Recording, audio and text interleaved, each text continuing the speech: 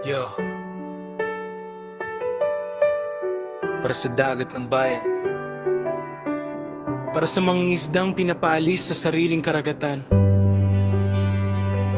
para sa katotohanan at hustisya. Yo, sa alon ng dagat, may sigaw na naririnig, boses ng mangingisdang luha ang kaakibat. Bakit sa sariling tubig sila pang itinutulak? Bakit ang karapatan tila ba ninanakaw sa harap? Hindi ito kwento lang ng mapasa papel, ito'y buhay, kabuhayan at dangal ng bayan.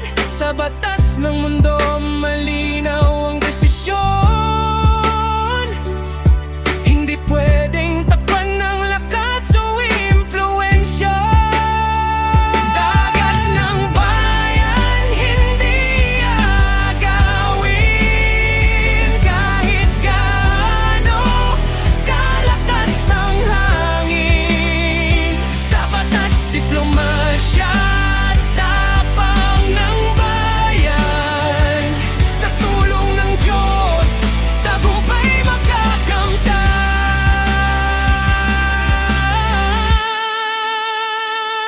Hindi kailangan ng bala para ipaglaban kung katotohanan ng hawak mong sandata.